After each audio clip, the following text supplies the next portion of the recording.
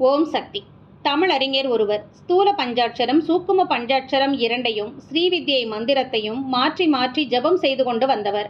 அவற்றில் ஏதாவது ஒன்றில் உறுதியாக ஊன்ற வேண்டும் என்று நினைத்தவர். திருச்சியை அடுத்துள்ள ஓர் ஊருக்கு சென்று அங்கிருக்கும் குரு ஒருவரிடம் சென்று ஸ்ரீவித்யை உபதேசம் பெற வேண்டும் என்று முடிவு செய்திருந்தார். இது அவருக்குள் மட்டுமே அடங்கிய ரகசியம். மற்ற யாருக்கும் இந்த விஷயம் தெரியாது.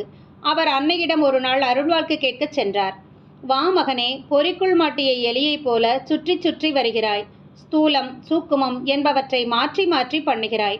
ஸ்ரீவித்யை உபதேசம் பெற முடிவு செய்துள்ளாய்.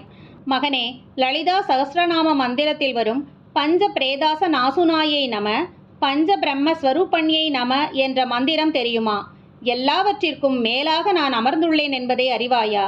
எந்த மந்திரத்தை நீ ஜெபித்தாலும் அதனை பெறுபவள் நான்தானடா. மகனே, நீ எங்கும் சென்று மனிதர்கள் யாரிடமும் உபதேசம் பெற வேண்டாம். நானே உனக்கு உபதேசம் செய்வேன். அதற்குரிய காலம் வர வேண்டும். எப்பொழுது செய்ய வேண்டும், எப்படி அதனை செய்ய வேண்டும் என்பதெல்லாம் எனக்கு தெரியும் என்றாள். அன்னை இப்படி சொன்னவுடன், நமக்கோ 63 வயதாகிவிட்டது. காலம் வரும்போது உபதேசம் அளிப்பேன் என்கிறாளே, அதன் பயனை அடைய முடியாமல் போய்விடுமோ என்று மனதிற்குள் நினைத்தார். அவரது மனதில் ஓடிய சிந்தனையை அறிந்த அன்னை உடனே கூறினாள், மகனே, ஏன் இந்த பைத்தியக்கார யோசனை?